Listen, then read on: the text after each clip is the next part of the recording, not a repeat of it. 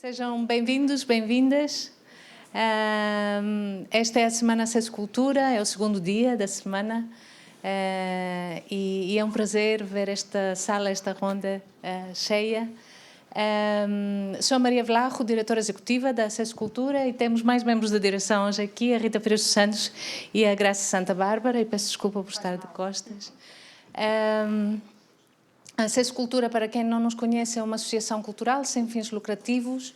Os seus membros são profissionais do setor cultural e entidades culturais e trabalhamos as questões de acesso físico, social e intelectual à participação cultural.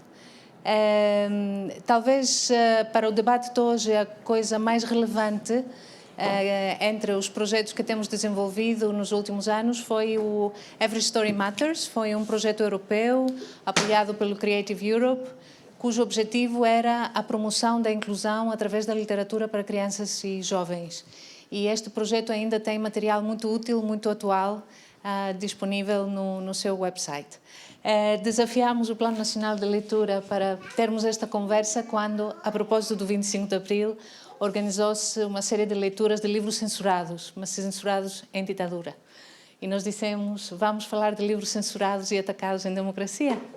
Vou passar. Obrigada, Maria. Ora, então, faço minhas as palavras da Maria. Boa tarde a todas e a todos. Agradecer a presença de todas, de todos hoje aqui. É muito reconfortante ver que a nossa sala está cheia. Agradecer à Biblioteca de Alcântara o acolhimento. Agradecer à equipa da Digesto que está a filmar. Agradecer aos convidados a disponibilidade de estarem aqui hoje connosco a pensarmos, a refletirmos o que é isto da censura em democracia, que aparentemente é um contrassenso, mas infelizmente é uma realidade. Dizer-vos que, do ponto de vista do Plano Nacional de Leitura, se promovemos leitura, temos de a promover em liberdade. Se promovemos leitura, temos de promover a liberdade de quem escreve, de quem edita e de quem dá a ler. E, portanto, para nós é muito importante estabelecer este diálogo, é muito importante que possamos refletir todos juntos sobre esta questão do acesso. É muito importante que possamos refletir até sobre o discurso e a linguagem que nos move e que nos pode ou não dar direito a pugnar pela liberdade de ler o que quisermos, como quisermos, e também pugnar pelo desenvolvimento das nossas competências de leitura enquanto sociedade para podermos, de uma forma crítica, ajuizar o que lemos. Muito obrigada. Espero que a sessão seja frutífera para todos. Muito obrigada.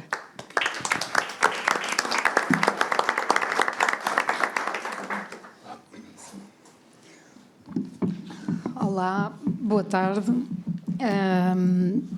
O meu nome é Filipa Barros, eu vou moderar este debate. Eu trabalho na Biblioteca de Belém, da Rede de Bibliotecas de Lisboa, e também em nome da chefe de divisão da Rede de Bibliotecas, a Edith Guimarães. Queria agradecer muito à Acesso Cultura e ao PNL por terem promovido este tema, que é mesmo...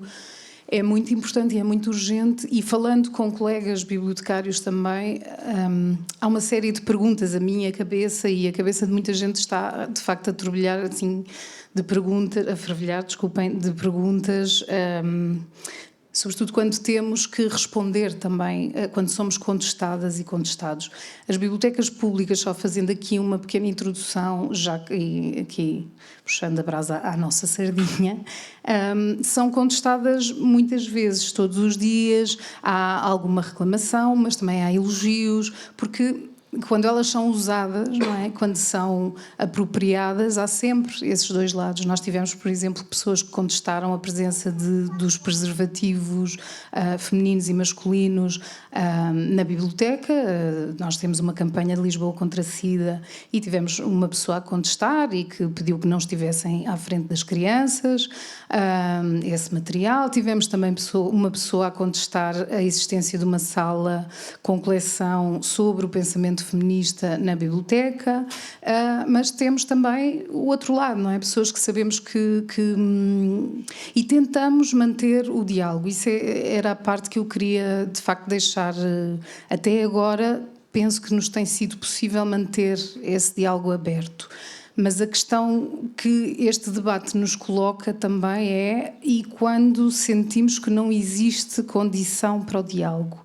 Quando sentimos que as partes, ou uma delas ou ambas, não conseguem, não querem entrar num verdadeiro diálogo, sobretudo porque sistemas autoritários ou, digamos, formatos, expressões autoritárias empobrecem as condições de diálogo, não é? Então, o que é que nos resta? Como é que nós podemos continuar a preservar o conhecimento, o livre pensamento quando isto começa a ser uma ameaça? E, de facto, começa a sê-lo, não é? Nós vemos que não só nos Estados Unidos, que é de onde nos chegam a maior parte dos testemunhos, mas não só. Nos Estados Unidos, vocês se calhar já leram no própria página que a Acesso fez sobre este debate, tinham lá uma estatística que é verdadeiramente terrível, não é? No último ano, em 2023, subiram 65% ou seja, dos títulos contestados para serem censurados em relação ao ano anterior, com um total de 4.200 títulos a serem contestados.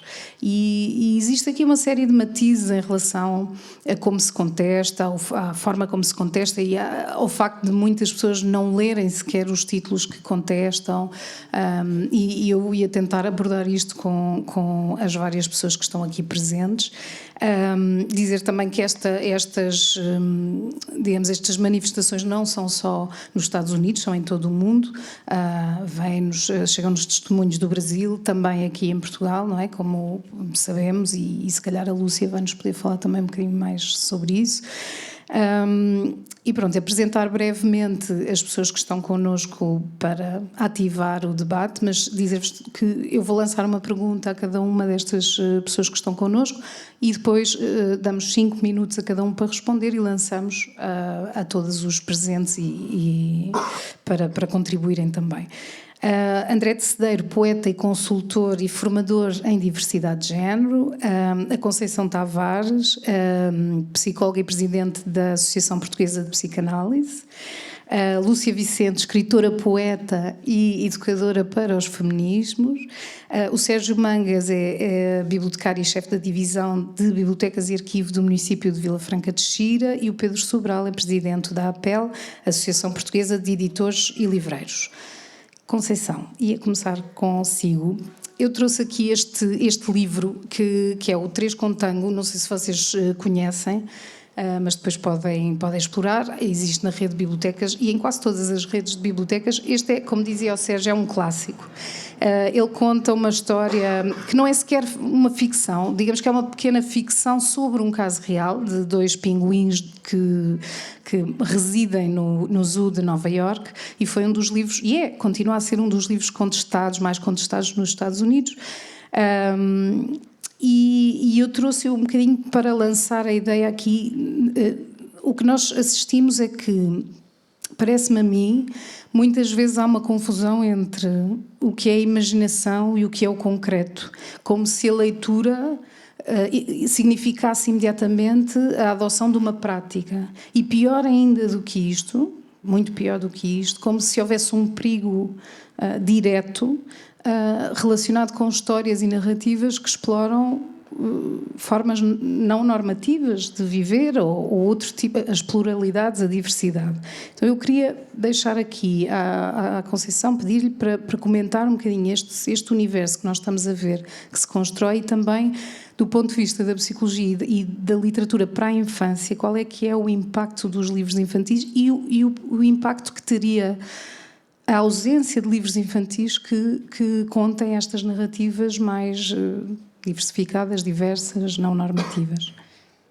Sim, pode. Eu passo. Sim. Bom, boa tarde. Peço desculpa por ter chegado atrasada, mas pronto, em 5 minutos vou tentar dizer o essencial, que é uma tarefa quase impossível, mas queria pôr a tónica, pronto, tentando ser clara, queria pôr a tónica justamente na infância, porque eu penso que se fala pouco das crianças, fala-se muitas vezes a cavalo das crianças, salvo a expressão, mas pouco das crianças, e na questão da liberdade e na questão da conflitualidade. Eu este livro não conheço, vou tratar rapidamente, tentar conhecer. Gostava de falar, no entanto, de uma tendência de se branquear os conflitos nas narrativas e nas histórias infantis e de uma tentativa de substituição por guias rápidos, com soluções óbvias. Falou do sentido concreto. Há uma confusão entre o literal e o simbólico, entre o concreto e o imaginário, mas entre o literal e o simbólico, e uma tentativa, de facto, de anular, branquear conflitos, que é muito perigosa para o desenvolvimento das crianças e um risco enorme em termos de saúde mental da humanidade, não é? De facto, quanto mais nós clivarmos e tentarmos depurar qualquer narrativa, mais longe estamos de ter uma sociedade mais humanista e mais tolerante, e mais favorecemos movimentos autoritários, porque depois a quem é que compete fazer o julgamento do que é certo e errado, e para que tendência é que isso incorre.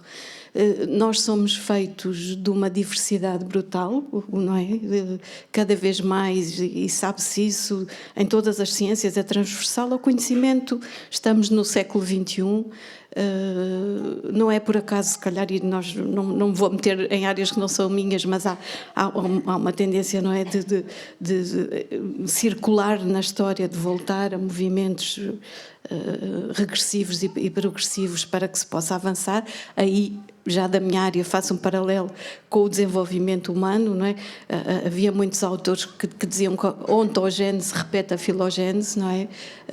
Neste sentido psicológico, cada um de nós começa por repetir a história da humanidade. Vimos do meio aquático, somos um girino, e depois vamos desenvolvendo, adquirindo a marcha, somos dependentes, depois adquirimos a marcha, etc. E do ponto de vista psíquico, de certa maneira individual e grupal, repetimos isto. Portanto, temos coisas muito arcaicas e primitivas, e aquilo que nos salva, não é? É as narrativas que nós podemos passar de geração em geração sobre estas angústias arcaicas que todos trazemos e que cada um de nós, quando é bebê, repete da história da humanidade toda. Portanto, há de facto um arquivo da humanidade que passa pelas histórias, e estas histórias são narradas. Portanto, nunca esquecer, falou-se de quem conta as histórias. Quem conta as histórias tem um papel fundamental, a forma como as histórias são contadas. Claro que isto transmite cultura, transmite valores, transmite moral, sim, mas se nós não temos estas bases, não podemos depois ser livres para as pensar e as contestar. E de facto, como eu dizia há pouco, em todas as ciências fala-se, por exemplo, na biologia, fala-se cada vez mais na epigenética, ou seja, nascemos com um potencial para a realização. O nosso, mesmo o DNA não está fechado, portanto é aberto, o cérebro das crianças é aberto à interação com o meio, e o meio tem uma influência brutal, e então a nossa responsabilidade é muito grande também. Se nós privamos, para responder à sua pergunta, privamos as crianças da diversidade, das narrativas sobre a angústia, que no fundo são um veículo partilhado por todos, não é? Em que as crianças se podem identificar com aquela história que é a sua e ver esta história é contada desde sempre, então eu não sou um ser estranho e posso me identificar quer com as angústias, quer com os diferentes personagens, porque o nosso mundo interno e a nossa identidade é uma soma de várias identificações. Portanto, não somos simples. Se não somos simples, não podemos, de facto, privar a nossa vida desta complexidade, sob pena de ficarmos, de facto, desertificados. Há imensas, não é? A história está cheia, e a literatura, o cinema, cheios de narrativas distópicas sobre o efeito que tem simplificar a vida, não é? Andámos, e ainda sou do tempo, nos anos 90, de combater as toxicodependências, agora voltaram, se passarmos aqui, não é, por Alcântara, damos-nos conta disso, e de facto o efeito esvaziador de algumas drogas, que depois são representadas em muitas histórias, não é? Esta ideia de que devemos controlar as nossas emoções, que devemos apagar o conflito dentro de nós, e hiperbolizamos a competência, a beleza, a juventude. Não se pode ser bebê, não se pode morrer, nem envelhecer, nem morrer, e vivermos todos num estado estático, onde de facto a vida mental corre riscos muito graves. As histórias, nomeadamente as lenga-lengas, tudo isso, mas as histórias tradicionais, os contos de fadas, que têm histórias de horror, como sabemos, são matéria-prima essencial para que as crianças se possam identificar e forjar, no fundo, as suas soluções para os seus próprios problemas. Obrigada. Sim, vamos passar aqui à Lúcia. Eu queria te perguntar, Lúcia, bem, antes de perguntar, trouxe-te um poema. Eu sei que tu gostas de poemas. A Ana Atterley escreveu este poema. Nós não estamos nessa época, não é? Lá está, este debate chama-se a censura em tempos de democracia. Mas diz assim: bateu à porta ao agente, mostrou o cartão e disse: fomos informados. Entrou, percorreu a casa toda, revistou os livros. Era já tarde, era a segunda vez. Disse: tenha cautela. Saiu, fechou a porta. Fechei-me. E este fechei-me era aquilo que eu te queria lançar, porque queria te perguntar, a mim, quer dizer, criou um impacto muito grande quando o li, porque pensei imediatamente na autocensura, não é? Naquilo que nos deixa a intimidação, não é? Quando vamos para casa e quando estamos como criadores, como artistas, como escritoras. Queria te perguntar como é que tu geres isso, se isso te acontece, o que é que tens para dizer, se isto ressoa em ti, e também um denominador comum das várias narrativas que nós ouvimos sobre a censura é o facto de muitos autores, livreiros, bibliotecárias, professoras, nos dizerem que sabem que existe provavelmente uma maioria de pessoas de pessoas que estão a favor da existência destes livros, totalmente contra a censura de livros, mas que não aparecem. Ou seja, até que ponto é que estamos um pouco sozinhos e como é que tu te sentes em relação a isto? Sentes-te acompanhada? Sentes que as pessoas que defendem os teus livros estão contigo?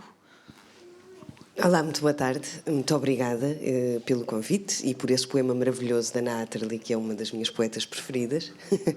Portanto, foi muito bem escolhido. Muito obrigada, Filipa. Em relação ao que eu escrevo, eu não penso muito sobre o resultado que terá negativo. Normalmente não penso no resultado negativo que pode ter. Eu penso sempre no resultado positivo, na forma como vou intervir na sociedade, ou como vou tocar alguém, ou como posso mudar alguma coisa no mundo através das narrativas que eu vou fazendo. Depois, o que acontece quando publico... Olha, estamos para aí. Estamos a esperar para ver. Não... E nem sequer me preocupo muito depois, quando os livros são publicados, de quais é que são as repercussões negativas que eles têm.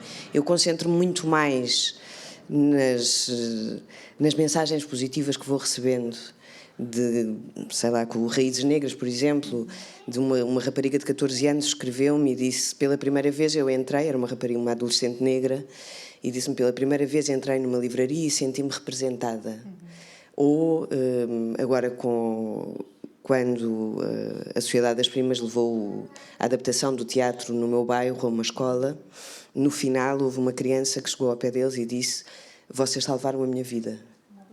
Ou seja, para mim, todas essas coisas, mesmo que seja mudar a vida de uma única pessoa, a mim vale mais e é muito mais importante do que tudo o resto depois com que eu tenho que lidar cotidianamente. Isso... Comigo pode ser bem.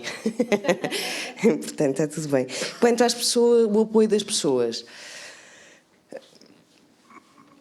Também é outra coisa em que eu não penso muito, sabes? Não... Eu sinto que muito carinho vindo das pessoas, sinto o apoio vindo das pessoas, mas... não estou à espera que constantemente as pessoas vão lá para me defender e que estejam presentes nas coisas. Portanto, eu acho que passa por aí, pelo carinho que vou recebendo, também pelas mãos dadas com a Mariana Jones, por exemplo, que de todo o mal que nos vai acontecendo, trouxe-nos esse bem. É que de repente passámos a ser muito próximas uma da outra e falamos várias vezes ao telefone, partilhamos os nossos sentimentos uma com a outra e sabe muito bem ter alguém que te compreende e que sabe exatamente Eu ia-te dizer também que, ao ler estes testemunhos, se percebe que, por vezes, deixa de ser o livro e passa a ser a pessoa. Ou seja, é a pessoa que é atacada, no fundo. É como se fosse a materialização desse ataque, é um pouco uma perseguição pessoal, não é? Mas é muito inspirador ouvir-te falar com essas defesas, não é? E com essa riqueza, não é? Que é dedicada ao que é de positivo que nasce da tua obra. Sim, até porque é um caminho, não é? Esta verdade da extrema-direita e a luta antirracista e a luta feminista não é uma coisa nova na minha vida. Vai fazer este ano 30 anos, que são realidades com as quais eu me confronto constantemente, portanto não são grandes novidades. Se calhar por isso eu já consigo relativizar, porque já é um caminho longo. Sim. Se calhar passa ao André e... André, eu queria colocar-te aqui umas perguntas, mas antes comentar também que ainda ontem se despediu mais um bibliotecário nos Estados Unidos, a propósito de um display, de um destaque de coleção no âmbito do mês do orgulho. E uma das coisas que ele diz, eu trouxe aqui uma citação, ele diz que as pessoas que contestaram e que foram muito insistentes têm sido consistentemente resistentes à minha contribuição, mas nenhum deles usa a biblioteca, eles não interagem com a comunidade da maneira que eu interajo, e para fazerem um julgamento geral como este para o livro em nome da comunidade, porque é isso que acontece, é em nome de uma comunidade que não se conhece. Foi a gota d'água para esta pessoa. Então faz-me pensar aqui nesta dissociação ou apropriação da palavra comunidade, não é? Muitas vezes, e das pessoas como um todo, do qual não se conhece uma grande parte, muitas vezes. E ligando também um bocadinho a que isto não é ao calhas, há uma espécie de curadoria quase interseccional. Os livros mais atacados têm temática LGBT ou questões raciais. Então, perguntar-te se tu achas que este ataque à arte tem a ver com a arte colocar, não é, em frente de nós aquilo que se quer silenciar, ou que estas pessoas gostariam de silenciar, e como é que tu também nos podes dar pistas sobre aqui uma possível luta contra este ódio e esta transfobia? Obrigado pela questão. Em 5 minutos. Sim, 47% sensivelmente dos livros que estão a ser banidos, dos tais 4.000 e tal livros, são livros ligados à comunidade LGBTQIA+, ou relacionados com temas raciais. E isso diz muito do que é que aquelas pessoas, o que é que está a incomodar. E eu acho que o que está sempre... É interessante isso que dizes de... Muitas vezes aquelas pessoas nem leram o livro, ou nem frequentam a biblioteca, ou não leem no geral, não é? Mas estão super preocupados com o efeito que aquele livro possa ter. Mas isso é facilmente explicado se pensarmos que o que está por trás é o medo. E quando nós temos medo de alguma coisa, a primeira coisa que fazemos é evitar. O evitamento é o primeiro contacto, não é? Ou nos fingimos mortos, ou tentamos evitar aquilo que nos mete medo. Então é claro que essas pessoas que têm medo e que têm esse tipo de preconceitos não vão ler os livros. Não vão ler. Elas nem sequer querem pôr a hipótese de estar perto de uma coisa que as incomoda. Portanto, não vão ser essas as pessoas que vão ler. Mas também não querem que outras pessoas leiam. Não é? E estão a salvar a humanidade de algo que para elas é extremamente perigoso, algo que é muito assustador. Então eu percebo que não vai ser por aí, não vai ser pelos livros que aquelas pessoas vão perder o medo, porque para isso elas tinham de pegar no livro e lê-lo e irem além do título. Mas aquilo a melhor forma de combater o preconceito continua a ser as histórias. E as histórias contadas na primeira pessoa, porque ao aproximarmos de algo que nos mete medo, nós perdemos o medo. Nós percebemos que aquilo que nós imaginávamos que era tão assustador assim, não é. Então há aqui realmente um problema, que é aquilo que podia salvar também aquilo que as pessoas estão a evitar, não é? Em relação... Eu posso dizer uma coisa em relação a uma coisa que foi dita aqui? Estavam a falar desse livro, que isto porque eu acho que tem uma ligação. Esse livro, a história é baseada numa coisa que aconteceu mesmo e que está a acontecer em vários jardins zoológicos do mundo, que havia um ovo órfão, um ovo de pinguim, e havia nesse jardim zoológico um casal estável, e um casal estável era a única forma de salvar o ovo. Esse casal era constituído por 2 pinguins machos, porque na natureza, ao contrário do que essas pessoas que odeiam esses livros imaginam, na natureza também existe uma certa diversidade, às vezes muito maior do que podemos imaginar. Então, esse ovo foi doado a esse casal conseguiu chocar o ovo e criar um pinguim bebê com sucesso. E nós pensamos, porque é que uma pessoa acha que um livro sobre pinguins pode ser sexualmente explícito ou pornográfico ou o que quer que seja? Não é nada disso, é um livro sobre família e sobre carinho, não é? Só que traz essa ideia de que isto é natural, isto não é algo que está a ser imposto de uma forma... E essa ideia não é uma ideia... Não é uma ideia que as pessoas queiram que passe, não é? Sim. Mas no fundo é uma história sobre uma família, sobre pinguins. E há bocadinho quando estavam também a falar de que efeito é que podem banir estes livros. Uma coisa é muito óbvia. Há imensas crianças que nascem em que têm pais gay e mães lésbicas. Essas crianças merecem uma representação no mundo. Elas não precisam de crescer a pensar que a família delas é completamente fora do normal e que não é aceitável e que aquilo não é uma família digna. Não precisam disso. Pelo contrário, elas precisam de ter referências. E pior ainda... Então nós estamos a retirar a possibilidade de essas crianças nascerem com referências saudáveis. Pronto. Sim, eu ia-te só complementar aqui com esta ideia do quão desproporcionado é, sobretudo quando envolve livros para a infância, porque o que se nota é um livro que fala de afetos. É como tu dizes, isto fala de afetos, não é? Assim como o livro da Mariana Jones e como mesmo o livro O Meu Bairro também. Mas o livro que fala de afetos, quando é juvenil, é considerado pornográfico, se é infantil, é logo taxado, classificado como pedófilo, ou seja, criminoso. Então, esta desproporção, eu acho que nos dá a dimensão do medo, não é? Do terror que isto implica, não é? Pedro, se calhar passava para ti e ia-te pedir, a APEL assinou agora recentemente a Declaração sobre a Liberdade de Expressão e as Liberdades de Publicação e Leitura. Queria que nos apresentasses um bocadinho o que diz esta declaração, porque é que foi importante participarem, tomar esse posicionamento e em que medida é que os livreiros e editores podem constituir aqui também um apoio, não é, concreto aos autores e autoras para que não percam a liberdade de criar. Boa tarde a todos e a todas. Obrigado pelo convite. Não só foi necessário, como infelizmente ainda é necessário este tipo de declarações. Esta é uma declaração que sai do International Publishers Association, que basicamente é a Associação Internacional de Editores Mundiais, e onde existe um comitê. Eu estou no comitê executivo e há um comitê que se chama Freedom to Publish. É um comitê que tem como objetivo garantir que editores e livreiros por todo o mundo têm um espaço onde podem exercer em liberdade e em plena consciência aquilo que é o ato de edição e o ato de venda de livro.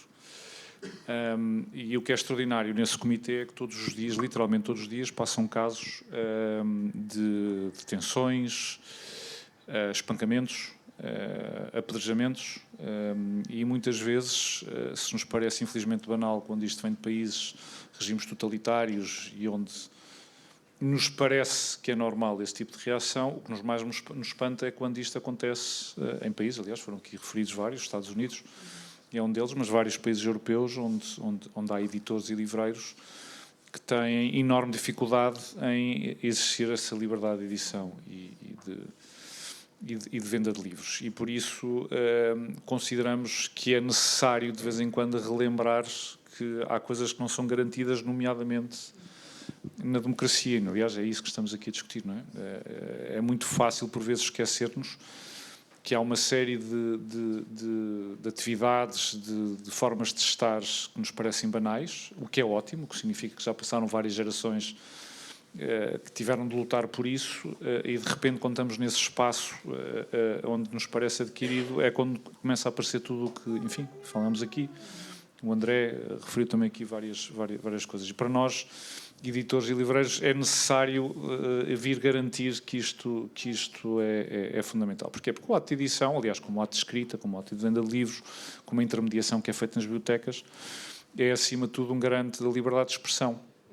E é fundamental que essa liberdade de expressão vá depois desaguar na diversidade, naquilo que temos vindo a falar, em que acho que qualquer perspectiva, temos aqui uma, como foi dada aqui pela Mónica, como outras, vai dar sempre à necessidade dessa diversidade. Sem diversidade não existe liberdade de expressão. Sem liberdade de expressão não existe uma cultura democrática.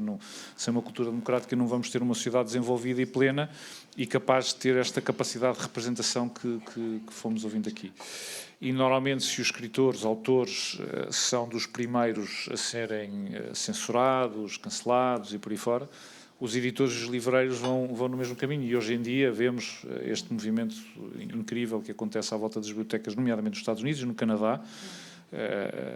Há que relembrar que o Asterix foi cancelado e escondido e banido de várias bibliotecas canadianas por movimentos de extrema-direita religiosa. O Asterix, portanto, já não estamos a falar de livros como este, que de facto, enfim, já que explicámos, são livros de carinhos e de sentimentos, mas quando vamos esticando os limites, e já o próprio Asterix e o Lucky Luke são cancelados, ou são censurados, ou são, neste caso, foram queimados mesmo. Obviamente estamos perante aqui movimentos que começam, mais uma vez, a nos lembrar que estes direitos não são adquiridos. Eu já agora, só para terminar... No caso do Asterix, qual foi a razão? Eu não me recordo bem qual foi a razão. Eu recordo-me que começou por um álbum e começou com... teve a ver com uma... Eu não sei se estou em erro, foi quando Asterix ou Obelix vão ao Egito, e onde a Cleópatra aparece como uma mulher de pleno direito, num período onde, pelos vistos, as mulheres não tinham capacidade para exercer aquele tipo de poder. Começou por aí, depois, entanto, foi o Lucky Luke. No caso do Lucky Luke era porque representava um certo tipo de masculinidade que, curiosamente, para este movimento de extrema-direita religiosa, também levantava uma série de problemas. Mas já agora queria dar aqui um exemplo também muito curioso. Nós, na APEL, temos um arquivo com cerca de 11 mil entradas, se não estou em erro, de vários resumos, relatórios, ou resumos de relatório das razões ou os argumentos por que razão é que a PIDE censurava os livros.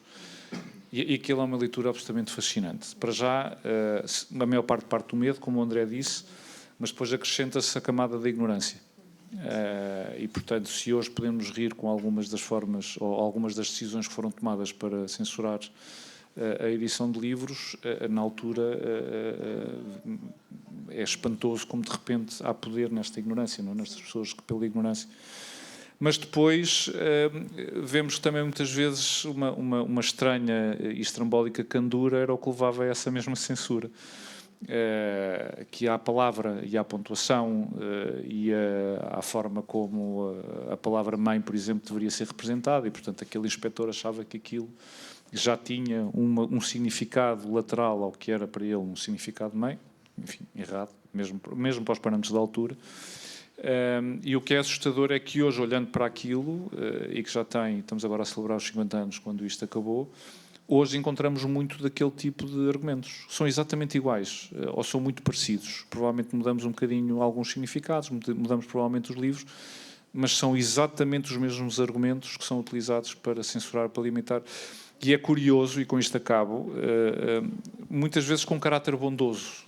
Há ali uma candura na forma como querem ensinar a um grupo como se devem comportar, ou que devem ler, ou que devem ter, não é? Portanto, parte de uma certa bondade para depois existir esse tipo de comportamento muito violento, que é a limitação da liberdade de expressão e de edição. E por isso, obviamente, para nós, vamos continuar a assinar este tipo de declarações, porque infelizmente continua a ser necessário lembrar que nada é garantido e que continua a haver muita pressão para este tipo de ações. Sim, sim, estava aqui a pensar que uma das bandeiras, não era, que li em alguns testemunhos e relativamente ao que estavas a dizer, que tem a ver com estar atento às derivas ideológicas e ao experimentalismo social. E o que me faz pensar realmente isto para já é um ciclo, não é? Estamos outra vez na censura e por motivos que são ainda por cima... ou seja, como é que nós podemos evoluir sem experimentar? Como é que, não é? Desde quando vai deixar de existir vão deixar de existir novas ideologias? Portanto, é uma coisa quase à partida perdida, mas enfim. Sérgio, last but not least. Eu sei que também tens, como chefe de divisão e bibliotecário, tens passado algumas experiências de alguma contestação, não é? E eu gostava de perguntar aqui este posicionamento porque também em vários testemunhos se ouve, inclusivamente a Maria e eu tivemos a assistir a um debate em que se falava também de censura e que se perguntou, e que a pessoa que estava a falar nos disse, nós tentámos, era nos Estados Unidos, nós tentámos ignorar ao início, mas depois, quer dizer, a situação piorou, ou seja, e estava aqui a pensar até que ponto estamos neste momento aqui em Portugal, ainda nesta situação entre o perigo de ignorar estes movimentos de censura e os riscos de combatê-lo, não é? E gostava que tu comentasses isto e que partilhasses connosco como é que mantens a liberdade de programação e a liberdade de escolha da coleção, uma certa independência. Como é que combates, não é? Como é que te mantens nesta luta? Bom, boa tarde. São muitas... Bom, eu tenho aqui muita coisa que gostava de dizer, mas não vai ser possível, porque há muitas camadas nesta questão da censura. Eu gostava só de ler três pequenos certos. Um da Declaração dos Direitos Humanos, que diz o seguinte, é o artigo 10... Não, é o artigo 19, que diz: todo o indivíduo tem direito à liberdade de opinião e de expressão, o que implica o direito de não ser inquietado pelas suas opiniões e de procurar receber e difundir, sem consideração de fronteiras, informações e ideias por qualquer meio de expressão. Portanto, isto é a Declaração dos Direitos Humanos e passava agora para a Constituição, porque depois vão perceber o que eu quero com isto. Com a Constituição, com o livro, né? Com esse livro, a Constituição da República Portuguesa, que curiosamente eu acho que continua a não fazer parte do Plano Nacional de Leitura. Onde é que está? E que era interessante porque eu já há uns anos ando a pensar, e agora penso que é a altura certa, em 2026, não é? Portanto, a primeira Constituição faz 50 anos. Era muito interessante que as bibliotecas públicas pensassem num clube de leitura dedicado à Constituição da República Portuguesa e, portanto, como esse livro, não é? De onde deriva o nosso Estado de Direito, a democracia, não é? E pôr-nos a pensar do que é isso, os direitos, a democracia, a liberdade, não é?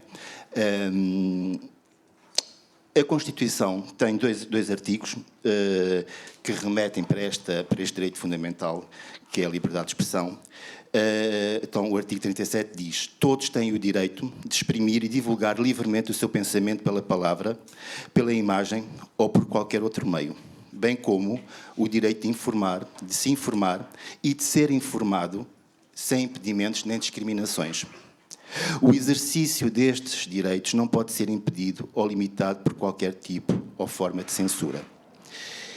E acabava com o artigo 13, também da Constituição, que é o princípio de igualdade, que diz isto: ninguém pode ser privilegiado, beneficiado, prejudicado, privado de qualquer direito ou isento de qualquer dever em razão da ascendência, sexo, raça, língua, território de origem, religião, convicções políticas ou ideológicas, instrução, situação económica, condição social ou orientação sexual. Bom, e porquê é que eu fiz esta referência, li estes artigos? Porque justamente a programação, a primeira coisa que eu fiz, portanto há cerca de 2 anos, quando assumi estas funções, enfim, de alguma responsabilidade, foi, por um lado, pensar num documento, num guia de gestão e desenvolvimento das coleções, do acervo, e, portanto, definir e tornar transparente porque compramos o que compramos, o que é que está na base das escolhas, da seleção dos livros, dos documentos que as bibliotecas adquirem, por um lado, e, por outro lado, construir uma programação, um plano, digamos, estratégico, que teve como base 3 coisas. Por um lado, o Plano Nacional de Leitura e o convite, digamos, que o plano, este novo plano, que nasce em 2017 e, portanto, vai até 2027 e pretende mobilizar todas as autarquias no sentido de adaptar esse Plano Nacional de Leitura às realidades locais.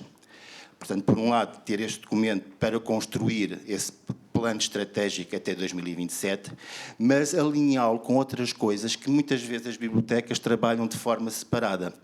Isto é, temos as bibliotecas públicas e as escolares também, que é, por um lado, trabalhar muito a questão da promoção do livro e da leitura, com um foco, na minha opinião, demasiado escolar, ou demasiado focado na comunidade escolar, e demasiado focado no livro, no objeto de livro, e pronto, e por aí depois poderíamos pensar que também este livro, este modelo que está por detrás do Plano Nacional de Leitura está muito preso a um certo cânon literário. E desprezando outro tipo de leituras, outro tipo de livros mais populares e outro tipo de leituras que também, porque hoje em dia lemos, cada vez lemos mais, na minha opinião, mas lemos em diversos suportes, não é? Portanto, o livro deixou de ser esse objeto privilegiado de leitura. Bom, e então eu estava a dizer o Plano Nacional de Leitura como documento para sustentar esta programação, mas alinhá-lo com outros 2 modelos que para mim faziam sentido. Por um lado, os Objetivos para o Desenvolvimento Sustentável, que também é outro documento que tem mobilizado as instituições públicas, as autarquias, a construir em torno daqueles objetivos um conjunto de políticas públicas que não estão relacionadas com o livro, mas estão relacionadas com um conjunto de problemáticas sociais que devem ser alinhadas com o trabalho das bibliotecas. E, por último, a questão dos direitos humanos.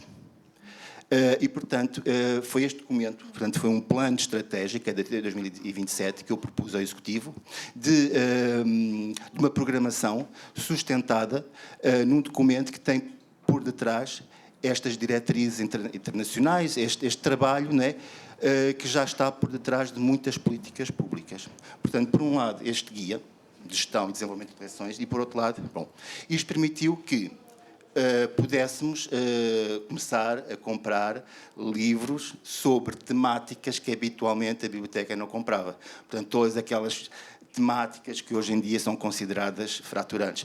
As questões feministas, as questões raciais, as questões LGBT, as questões relacionadas com os movimentos com a extrema-direita, com os movimentos antifascistas, com as questões relacionadas com todos estes grupos fundamentalistas ligados à extrema-direita, mas também a certas religiões ou certas igrejas mais extremistas. Bom, e por outro lado a programação, que de uma forma, digamos, claro, isto foi aprovado, não é? Claro, podia não ser, mas pronto, foi aprovado e dá-nos, isto dá à biblioteca, não é? E à equipa uma segurança acrescida e uma proteção. Portanto, isto é muito importante. As bibliotecas, não é?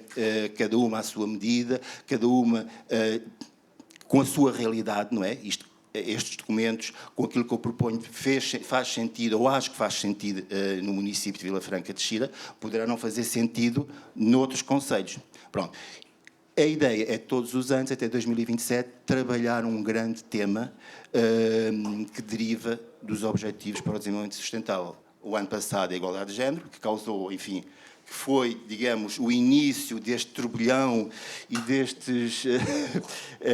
desta sucessão de problemas que começaram com a Lúcia, que foi, digamos, que estreou, que foi pioneira, não é? Fomos pioneiros nestes movimentos que odeiam livros ou odeiam certos livros. Pronto, este ano vamos trabalhar, ou estamos a trabalhar a questão do idadismo, para o ano iremos trabalhar a questão do capacitismo, ou seja, tudo temas que de facto não são muito habituais sem trabalhados de forma continuada pelas bibliotecas. Pronto. Isto para dizer que é muito importante que as bibliotecas estejam conectadas com o cotidiano, com os problemas que as pessoas estão a atravessar, vivem no seu dia-a-dia. E isto passa por assumir um papel social, cultural, educativo, social, mas também político.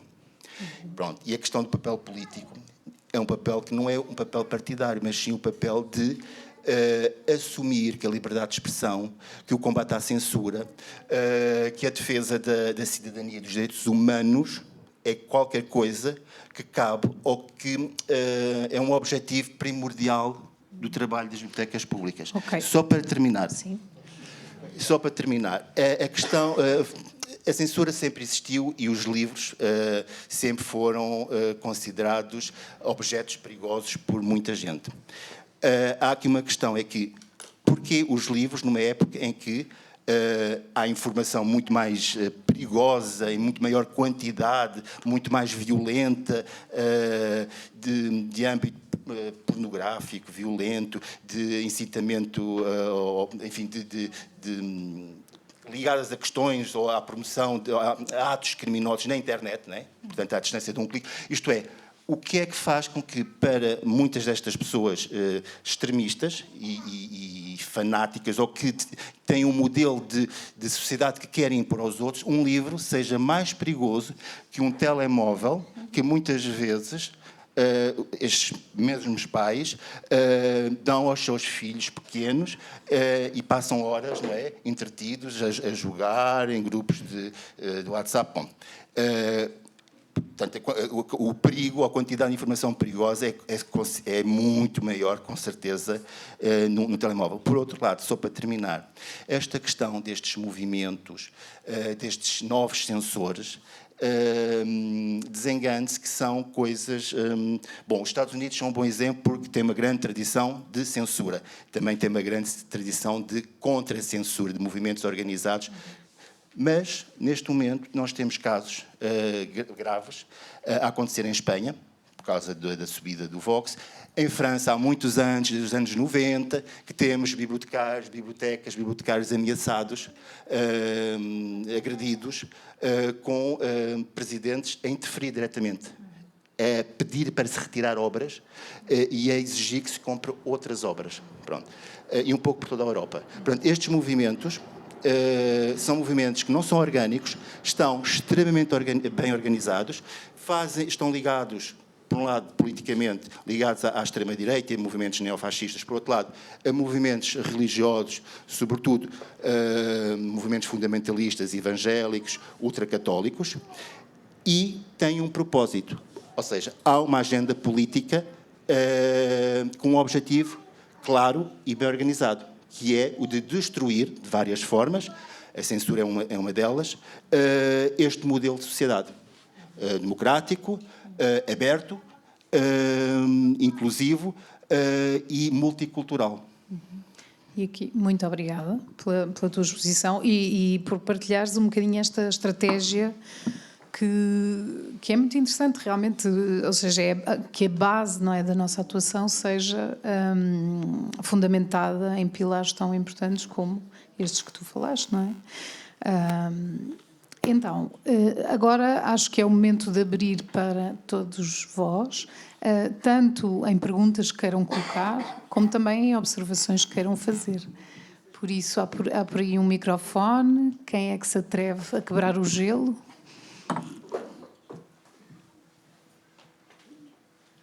Sim, já estou a olhar para ti. Muito obrigada. E a combinação que partilharam connosco, pelo menos a minha cabeça está cheia e a fazer muitas ligações. Mas há uma coisa que me preocupa em particular, e é a questão da solidariedade em momentos como estes. Ouvi, por exemplo, a Lúcia dizer: eu passo bem, não é? Eu agora falo com Mariana. Mas quando é que este assunto passará a ser um assunto nosso e não teu e da Mariana? E poderemos combater o que está a acontecer se não assumirmos como nosso? Eu fiquei, e as minhas colegas sabem disso, quando foi a interrupção o protesto, no lançamento do teu livro, fiquei para ver quais são as instituições culturais que vão achar que devem reagir a isso, tomar uma posição. Foi o Teatro do Bairro, que é vizinho da livraria, da Travessa, e depois, de uma forma muito interessante e discreta, foi o Luca, o Teatro Luís de Camões, que 1 ou 2 dias depois publicou uma fotografia com um livro na biblioteca infantil, que tem a dizer: nós temos este livro. E depois fiquei mais um bocadinho à espera. E não houve nada. Foi um silêncio. E somos o setor cultural.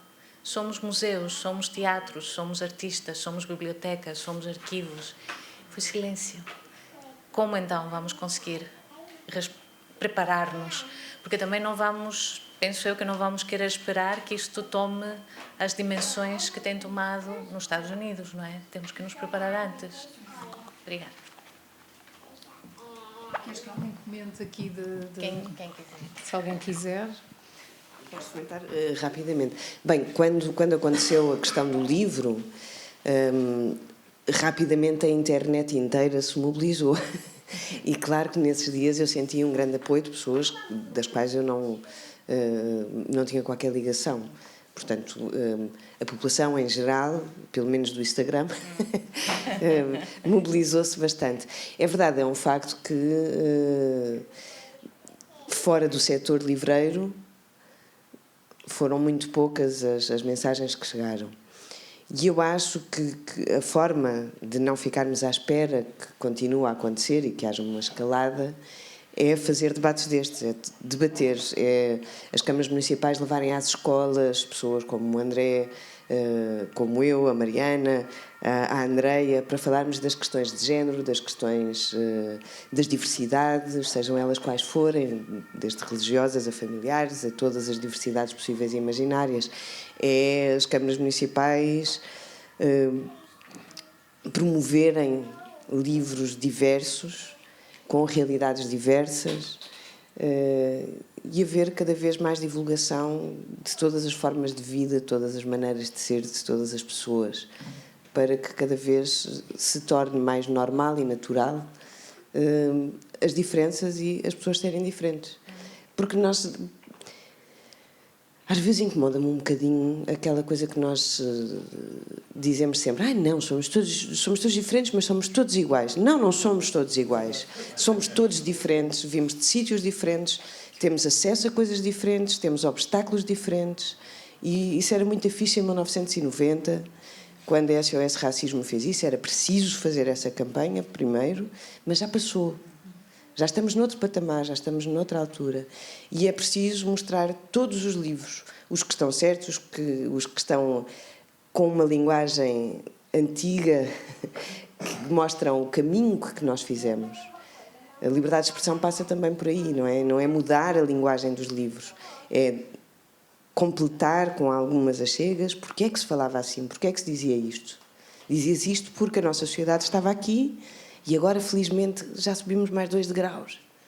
E, portanto, estes livros continuam a existir. Se os apagamos, deixamos de poder contar a história da evolução da nossa sociedade a nível cultural, sociológico, de diversidades. Não é? Portanto, eu acho que o caminho é esse. É dizer, ok, isto antes era assim, depois foi assim, agora estamos aqui, bora ver como é que é o futuro. E bora lá construir um futuro conjunto, forte, unido, e passa por aí, por conversar, por divulgar, por levar às escolas, por trazer as crianças e os adolescentes às bibliotecas e questionar, e ajudá-los a questionar, porque a realidade que eu me deparo nas escolas é que muitas vezes as crianças todas as outras idades não questionam.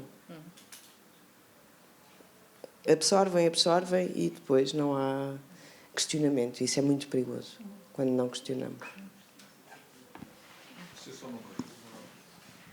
Isto porque tu tocaste aí uma coisa que eu acho que é relevantíssimo, que é, e há bocadinho também falámos, as várias camadas da censura, não é?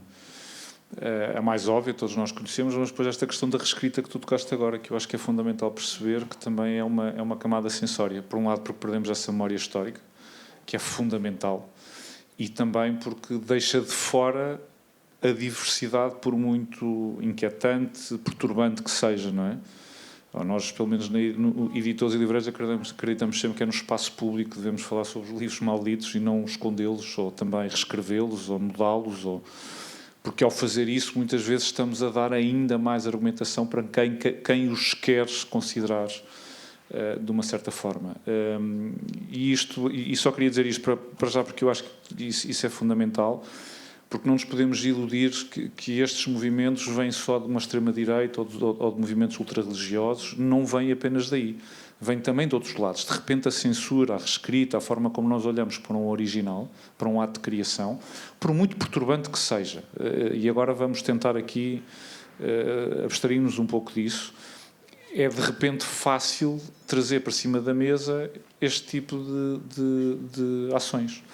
Ou a tradicional queima de livros, como há bocadinho referi, ou a pressão sobre bibliotecários para retirar os livros ou para não os comprar, mas também esta reescrita. Nós, editores, e em Portugal, estou a falar em Portugal, temos recebido com alguma regularidade esse tipo de pressão. Porquê é que vocês editaram isto?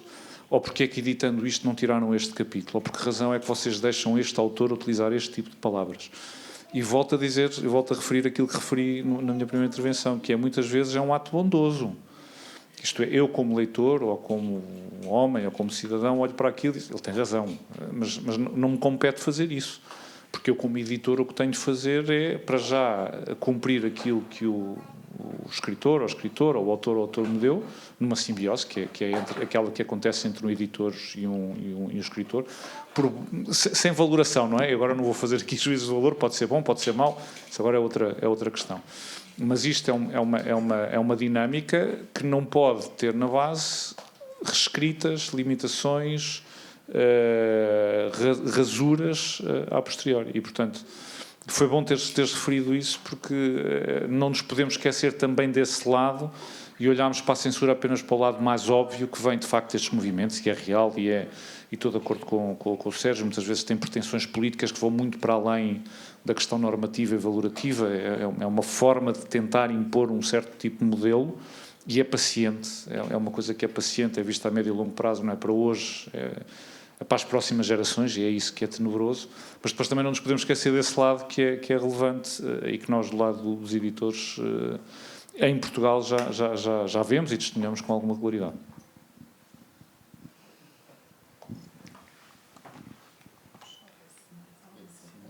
Alguém tem algum contradição? Com licença, olá a todos. A partilha que eu queria fazer é porque estou a fazer uma investigação sobre este fenómeno dos casos de censura e acho que seria talvez interessante partilhar alguns dados que já fui recolhendo. A minha amostra foi nas BLX e, portanto, no meu período de investigação falei com 82 pessoas, fazendo algumas perguntas sobre se já tinham experienciado de tentativas não de censura, mas de contestação de materiais. Não só livros, mas materiais de divulgação, filmes, atividades de biblioteca. E destas 82 pessoas, 36 disseram que sim, que já tinham experienciado. E um dado que achei muito relevante é que há mesmo uma correspondência direta com aquilo que se passa internacionalmente, ao nível dos conteúdos que suscitam estas queixas e que, aliás, como já referiram. Portanto, só para encontrar aqui o top 3, digamos assim, de conteúdos. Primeiro, conteúdos sexuais, conteúdos LGBTQIA+, e, em terceiro, conteúdos que se diz não ser adequado ao público infantil. Portanto, há aqui mesmo, podemos estabelecer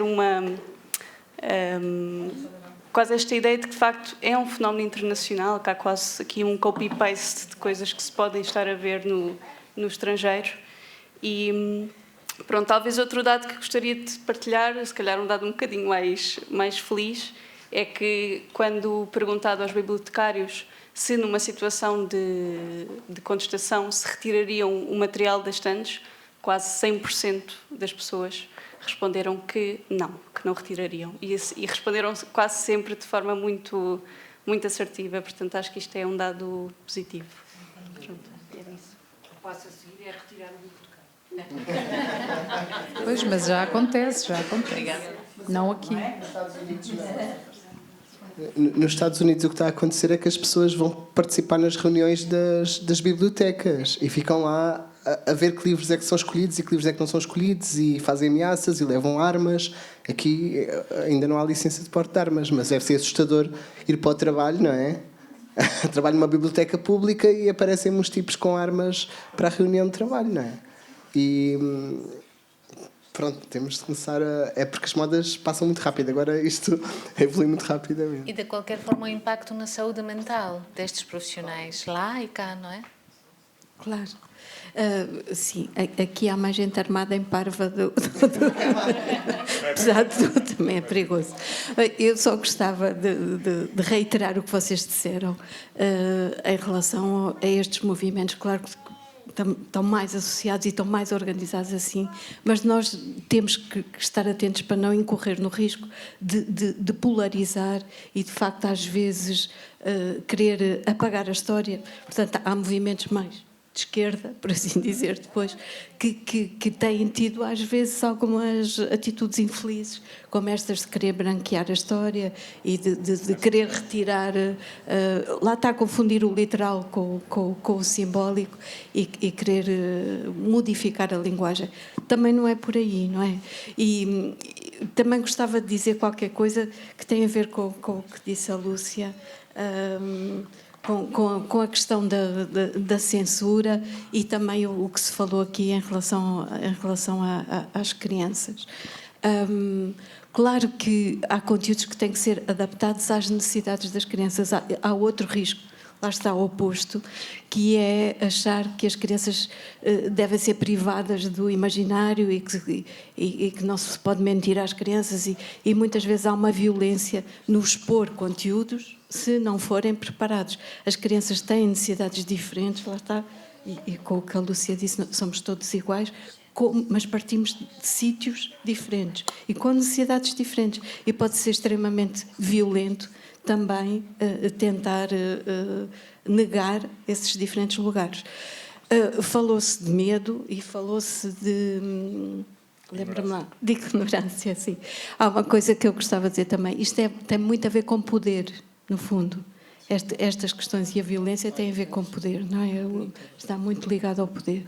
E porquê é que é tão assustador? É assustador pela incerteza e pela imponderabilidade da vida.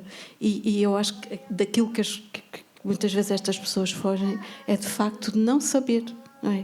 E se nós temos medo das perguntas das crianças, e realmente se as crianças deixarem de perguntar porquê, deixa de haver abelhas no mundo e deixa de haver vida mental, não é?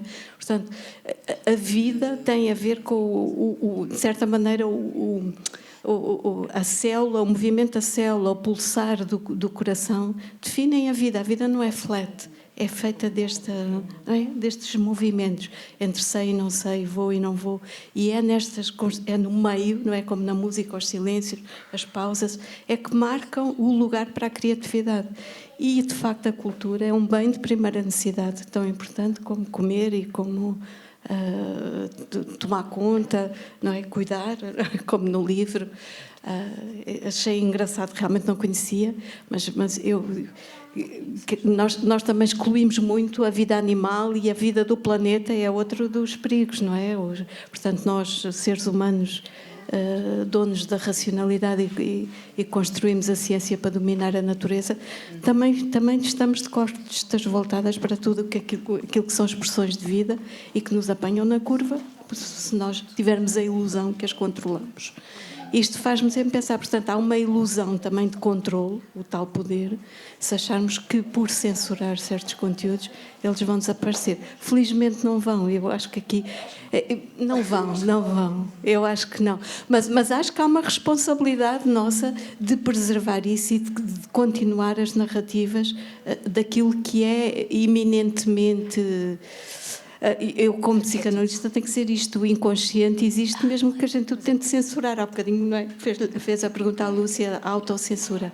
De facto, nós temos formas de nos censurar, mas, como no filme do Jurassic Park, não é? Que o ator diz, life always finds a way. E há uma maneira, de facto, há uma vitalidade que faz parte da vida que tende a emergir, felizmente.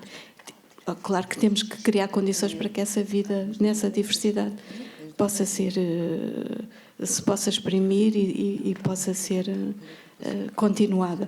Muitas vezes os movimentos extremistas estão mais bem organizados, de facto, porque são mais simples e a vida é mais complexa, portanto há mais expressões, as pessoas estão menos organizadas porque faz parte.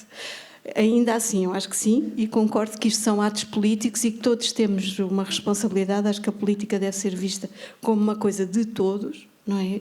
E acho que é muito importante haver estes movimentos. Eu posso só dizer uma coisa? Eu acho que toda a gente que lê livros, um dos prazeres de ler livros é também escolher o que não ler. E é ir a uma biblioteca e tenho ali um estante enorme, eu escolho o que quero ler, escolho o que não quero ler e tanto me dá. Cada pessoa faz a sua escolha. O que acontece quando alguém proíbe um livro estar na biblioteca é que essa pessoa não está só a decidir que não o vai ler, ela está a decidir que mais ninguém o vai ler. E isso está realmente a acontecer. Há livros que estão mesmo a ser banidos de bibliotecas escolares, bibliotecas públicas, e isso é uma forma de impedir as pessoas, é de estreitar a mente daquelas pessoas, as possibilidades de pensar daquelas pessoas até ao nível da pessoa que está a proibir. Que é de género, eu sou assim estreitinho e toda a gente vai ser igualmente estreito. E aí é que está o problema, é impor às outras pessoas. Porque aquela pessoa tem realmente liberdade de não ler aquele livro. Tem. E tem liberdade em minha casa, não se lê este livro. Opá, tudo bem. Agora, não vais impedir que toda a gente possa ler o livro. E aí é que está a questão. É que há um paradoxo, que foi aquilo que eu disse há pouco, é que os livros... digamos, na sociedade digital e da informação de hoje, voltaram a ser objetos perigosos. Quando, na internet, existe uma quantidade gigantesca de informação acessível à distância de um clique, imensamente mais perigosa. Isto é, a questão é porque é que os livros, não é? Objetos, digamos, um bocado anacrónicos, não é? Hoje em dia, falo do livro em papel, não é? Voltou a ser esse objeto perigoso, não é? Que, à semelhança do que acontecia, não é? No passado, não é? Em que havia autos de fé, em que os escritores eram perseguidos, mortos, os livros eram queimados, não é? Porque o livro, o que é que há no livro objeto que voltou a ser objeto de caça às bruxas da parte destes movimentos? Quer dizer, isto é preciso perceber, não é? O que é que, porque é que o livro, o que é que o livro tem esse simbolismo, não é? E tem, sobretudo, um autor. Porque, na internet, quem é o autor, não é, de toda a informação perigosa que circula na internet? Da desinformação, do discurso de ódio. Pronto. Não tem autor. Não tem autor. Portanto, a caça às bruxas, não é? A personalização, as ameaças, porque, como a Mariana dizia, não é? Ela percebeu que o problema já não era o livro que ela tinha escrito.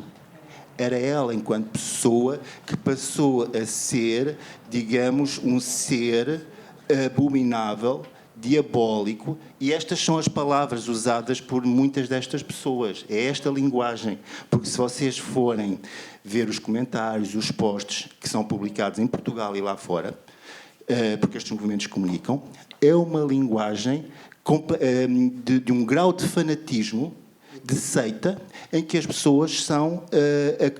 em que há um incitamento ao ódio e há acusações, ameaças, injúrias, pronto, tudo isso, mas em que as pessoas são diabolizadas, em que é dito que elas deviam estar presas, que deviam ser mortas. que estão ao serviço de uma agenda satânica, que são pessoas, a linguagem é uma linguagem medieval com milhares de seguidores. Em Portugal não ainda, mas noutros países. Porque há aqui uma coisa que eu só vou terminar, desculpa, é que a questão do ódio, não é? Do discurso de ódio e das redes sociais, que eu gostava também de poder refletir com vocês, é uma dimensão nova. Nestes novos sensores, é uma dimensão que acrescentou, que tornou todos estes fenómenos muito mais perigosos e muito mais globais.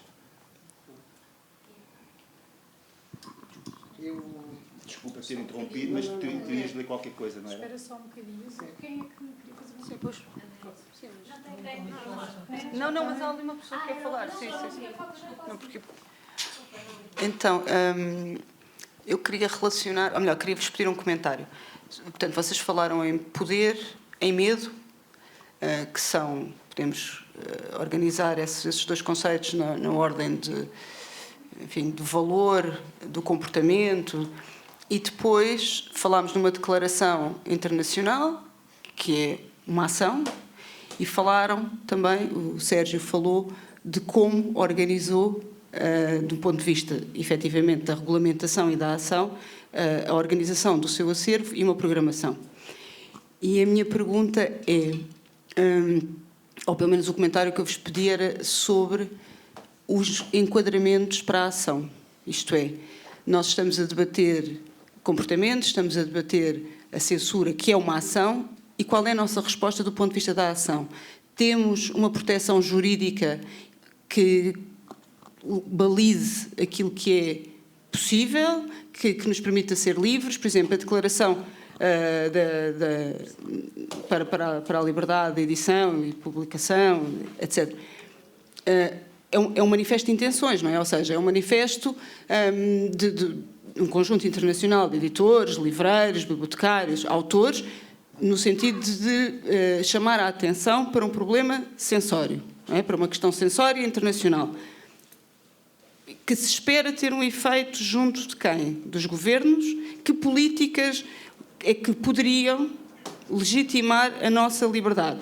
E, para além disso, quando o Sérgio leu os vários artigos da Constituição e dos direitos humanos, isso significa o quê? Que é isso que nos pode proteger. Então, falta-nos informação para podermos continuar a defender a liberdade de edição autoral, etc.? Pronto, é um comentário que eu vos peço. Eu posso tentar responder, não é?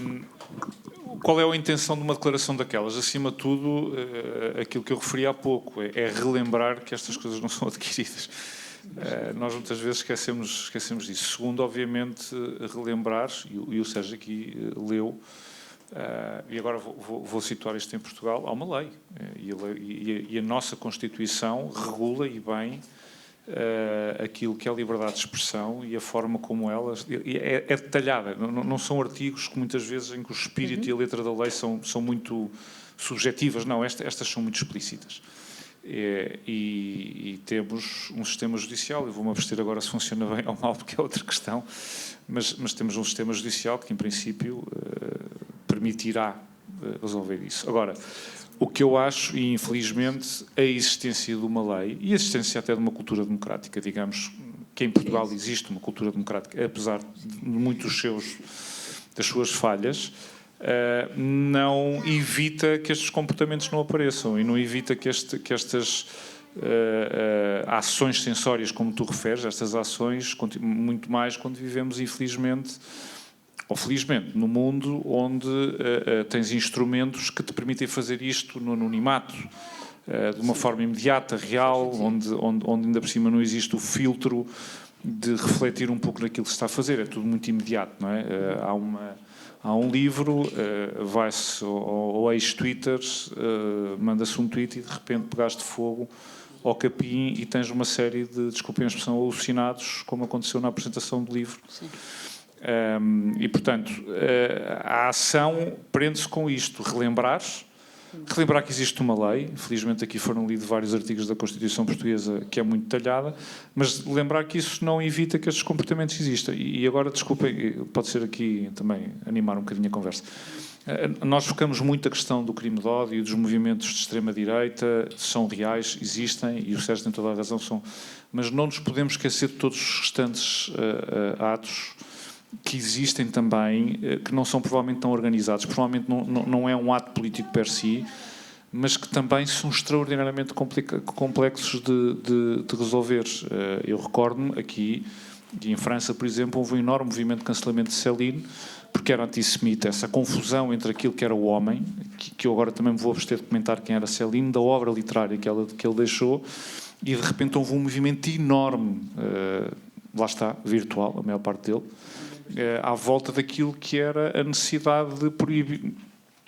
Aí, nestes movimentos, já não utiliza a palavra proibição ou censura, utiliza-se outras, mas o resultado é exatamente o mesmo.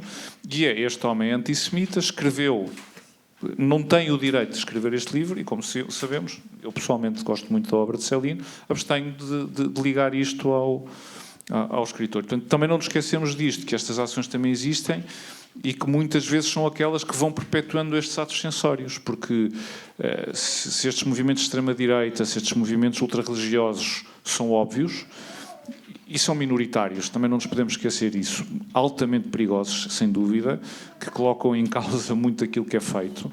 Não nos podemos esquecer dos restantes que estão muito diluídos, que muitas vezes parecem até espontâneos e muito naturais, mas em que o impacto é tão devastador como os restantes. E aí gostaria, obviamente, de ter um sistema judicial que pudesse aplicar a lei quando a deveria, para que iterativamente estas coisas fossem cada vez mais pesadas para quem os tenta perpetuar. Porque também, se não existe um sistema judicial que não tenha uma forma de resolver isto, vamos continuar a assistir isto ad eterno. Olá, eu acho que devíamos ter algum cuidado na utilização da palavra ou da expressão polarizar, porque quando nós estamos a dizer que não podemos viver numa sociedade polarizada, o que estamos a fazer, eu acho, é estar a equiparar estes movimentos de extrema-direita a movimentos que, no meu entender, são movimentos pela inclusão.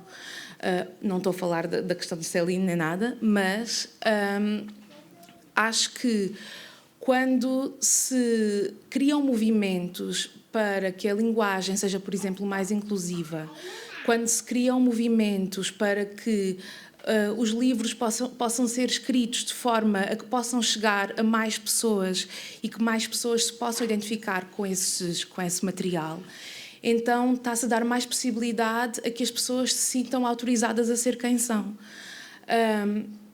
Eu, no meu entender, não creio que se esteja a falar de branqueamento de texto, de branqueamento de livros. No meu entender, quando se fala de reescrita, não se está realmente a falar de reescrita, está a dizer-se que aqueles livros que existiam antes e aquelas edições e aquelas versões podem e devem continuar a existir, porque nós temos um compromisso histórico, não é? E um compromisso com a cultura e com a forma como a cultura evoluiu. Acho que o que se está a tentar pensar é de sob que forma é que podemos não reescrever aqueles livros, mas escrever os próximos livros e pensar os próximos livros e pensar numa linguagem mais que nos represente mais. Eu vou já terminar. Quero só dizer que eu acho que isto não é polarizar a circunstância ou polarizar a situação. Porque quando nós estamos a polarizar, estamos a pôr em pratos opostos da balança e a dizer que os dois têm o mesmo peso e têm o mesmo valor.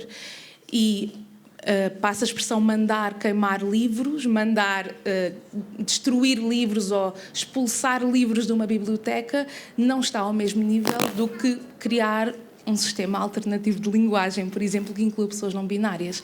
Não me parece estar ao mesmo... Então isso é uma questão importante, porque a polarização não significa que tenha a mesma proporcionalidade. Começa por aí. E agora, abstraindo-nos disso, eu acho que tu referiste aí uma nuance que eu acho que é relevantíssima, pelo menos para um editor. Uma coisa é criar, construir, debater essa tal linguagem exclusiva para futuras obras. onde quem o escreve tem total liberdade de o fazer, ou não? Isto é uma coisa. E acho que esse caminho tem de ser feito, e deve ser feito. Outra coisa é pegar em textos que estão fixados. Estou-me a lembrar de Roald Dahl, estou-me a lembrar de Agatha Christie, por exemplo. Estou-me a lembrar do Essa de Queiroz, sobre o qual houve, e ainda existem sucessivos momentos no Brasil, de reescrever, limitar e rasurar, porque houve uma tese, não vou discutir aqui se bem ou mal, colocou, lá está, julgou o autor, o escritor Essa de Queiroz como um homem apologista do esclavagismo, e isso é uma questão totalmente diferente. É uma questão totalmente diferente. Por isso, não discordando do que tu acabaste agora de referir, há um caminho que é feito. É um caminho muito feito até pelos editores, juntamente com os autores que querem seguir esse caminho. E isso é ótimo, porque também nunca nos podemos esquecer que a língua, como estrutura, é viva, é dinâmica, e por isso, quando fazemos esse caminho, também estamos a enriquecer um novo aparelho vocabulário e gramatical que permite, lá está, como tu dizes, trazer outra discussão, integrar mais pessoas e ter outra forma de estar ligado a um contemporâneo. Isto é uma coisa para os quais os editores e os autores podem ou não podem seguir, um bocadinho como o acordo ortográfico, agora lacto sensu. Outra coisa é pegar em textos que estão fixados, onde a Academia os fixou, bem, mal, enfim, sobre o qual podemos ter qualquer tipo de leituras. Eu acho que o fascínio da edição que deve ser feita de qualquer forma, livros que nos inquietam, com o qual nós até ficamos mal dispostos quando lemos aquilo, é permitir essa conversa, não é? Eu vou buscar um livro que até foi editado por mim, enfim, editado pela minha empresa, já agora que estamos aqui, acho que estou aqui num espaço seguro, que foi este Identidade e Família, que, como sabem, levantou uma série de questões. Por que razão, e isto foi um debate intenso no grupo, além de dar total liberdade ao editor de colocar aquele livro, de editar aquele livro, de publicar aquele livro, porque assim o considerava, o que eu vi foi o outro lado do copo. Foi, durante 4 ou 5 dias, voltar outra vez a debater no espaço televisivo nacional aquilo que são os direitos da mulher, aquilo que é o direito ao aborto, coisa que, mais uma vez, era dado para adquirido, felizmente, para algumas das novas gerações, e sobre os quais não se falavam. E não nos recordarmos que existem ainda segmentos na sociedade portuguesa que consideram que aquilo não deve existir. E é preciso, de vez em quando, debater isto. É preciso, por vezes, pôr estes livros que nos desgostam, e agora falo também como responsável por ele, e responsabilizo-me por ele, e editaria novamente amanhã, exatamente porque cria no espaço público uma conversa e uma discussão que, na minha opinião, é absolutamente fundamental, porque dá uma visão que é inquietante, que existe, que é real, onde existem pessoas que acreditam naquilo, como vimos, mas depois permitiu o contrário, que foi durante 4 dias, não se falou sobre futebol e de circo, e falou sobre questões fundamentais da sociedade portuguesa que por vezes é preciso relembrar. E acho que saímos todos muito mais enriquecidos e, acima de tudo, lembramos novas gerações, mais uma vez, que existe uma série de direitos que foram a custo ganhos, e felizmente ganhos numa sociedade como a nossa, e que não estão propriamente garantidos para sempre. Eu não sei quem é que saiu mais enriquecido dessa discussão, mas eu não saí mais enriquecida, eu saí mais ofendida. Não, eu acredito que enquanto sim, mulher, o texto certo, e ainda bem que o texto, como acho que toda a gente tem aqui, de que aquilo é uma discussão... Desculpem, esqueci o microfone. Desculpem. Só para fazer aqui esta nuance que é importante. Volto ao mesmo. Aquela conversa, aquele lado oposto da cerca, ainda existe. Eu sei porque sou mulher. Exato. E eu sou homem e senti-me tão ou mais violentado com aquela conversa. O que eu te posso dizer, olhando para o outro lado do copo, o que eu posso dizer é que, olhando para o outro lado do copo, é que foi possível novamente ter uma discussão que relembrou às pessoas que existe ainda aquele tipo de opiniões. E isto é muito importante, muitas vezes, relembrar. Lá está, porque se também aquele livro fosse proibido de ser editado, vamos imaginar que a anterior o poderias ter feito, provavelmente estarias a dar muito mais poder e muito mais capacidade a uma conversa que aí não permitiria o contraditório e ter exatamente a coisa. Agora só assim, está a vender bem esse livro? Esse livro, bom, se não está a vender bem, bom, mas permitiu, proibir livros é horrível porque é sempre impedir que outros possam ler, não é, o que se publicou. Permitiu, por exemplo, que este livro fosse publicado em resposta, não é, ou Identidade e Família, que é justamente a abordagem, não é, oposta, não é, de uma sociedade que se pretende inclusiva, aberta, não é? Sim, mas pronto, este foi, digamos, é o mais, para mim, mais representativo ou melhor, mais bem escrito, não é? Que é um retrato, não é, dessa sociedade que foi construída nos últimos 50 anos, que é um Portugal que atual, não é? Diverso, multicultural, não é? Apesar de haver essas bolsas, não é, mais conservadoras e retrógradas, não é? Que querem voltar ao passado, que não vai ser possível, porque as pessoas querem mais liberdade e querem, sobretudo, poder viver as suas vidas de forma mais livre, com mais alegria, de forma mais emancipada. E essa conquista é, de facto, a conquista que mais irrita quem quer impor um modelo de sociedade, uma verdade única, não é? E tem medo que as pessoas que sejamos donos das nossas vidas, dos nossos corpos, e possamos viver isso com alegria e de forma, portanto, sem vergonha e sem medo. Agora, eu acho que... Posso? Podes, mas assim, Pedro, não 2 minutos. 2 minutos. Só quero dizer uma coisa, eu fiquei logo a tremer. Pedro, eu lamento, mas não se sentiu com certeza mais ofendido do que uma mulher ao ler aquilo. Porque se por alguma razão aquele livro vingasse e a nossa sociedade se transformasse, era na minha pele, eu ia sentir isso, a minha filha ia sentir isso. E, portanto, dá-me sempre... fico bastante enervada quando eu ouço um homem a dizer que pode-se rir à vontade, porque é muito fácil rir no seu papel. Irrita-me sempre ouvir isso, porque, de facto, não sabe o que é viver o dia-a-dia de uma mulher, nunca o saberá, e ainda bem que não sabe, porque, pelo menos, não terá que passar por isso. Quanto ao livro, eu acho ótimo que se publiquem esses livros, porque eu gosto muito de saber os argumentos que as pessoas que têm ideias contrárias às minhas têm. Porque, de outra forma, como é que eu posso... Eu não vou conseguir discutir com eles, porque eles não querem discutir comigo. A verdade é essa. E, portanto, a única forma que eu tenho de saber realmente o que vai na cabeça destas pessoas e que estas pessoas existem, quem são estas pessoas, é desta forma. Portanto, ainda bem que o livro saiu e ainda só vou no prefácio, já tentei. Estou a tentar. Posso só dizer uma coisa? Posso dizer uma coisa? Acho que não se devem proibir livros. Claro. Acho que todos os livros devem existir. Acho que há escolhas e quem escolhe publicar esse livro fez uma escolha. Quem escolhe publicar esse livro sabe que vai dar palco a determinadas ideias, que essas ideias vão ser debatidas na imprensa e nos mídias, sabe a voz que dará àquelas pessoas e, portanto, são escolhas. Sabe como é que o papel da mulher vai ser novamente debatido como no antigo regime, sabe como as pessoas trans vão ser invisibilizadas e tratadas como nem vale a pena. Toda a comunidade LGBTQIA+ é tratada como bizarra. Portanto, quem escolhe editar esse livro fez uma escolha. E rindo-se ou não, ansiando boas vendas ou não, apostou, fez uma aposta.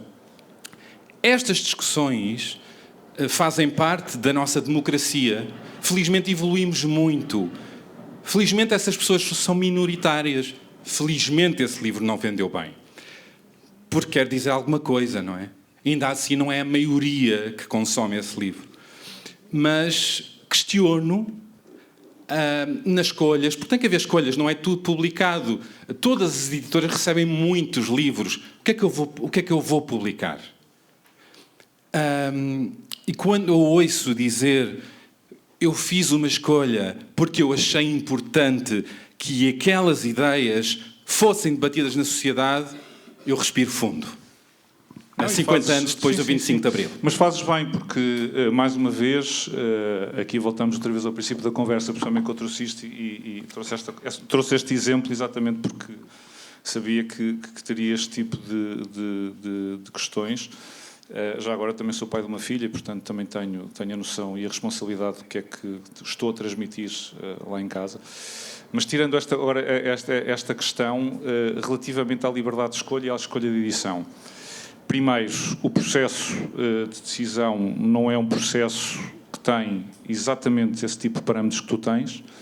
É um processo que tem parâmetros de decisão de acordo com um certo editor e para o qual um certo editor considera que deve ser relevante colocar aquele livro na rua, que será o mesmo editor que daqui a 1 mês e meio vai colocar um livro exatamente na mesma linha, em que para cada um dos textos há uma resposta sobre cada uma das ideias que ali está.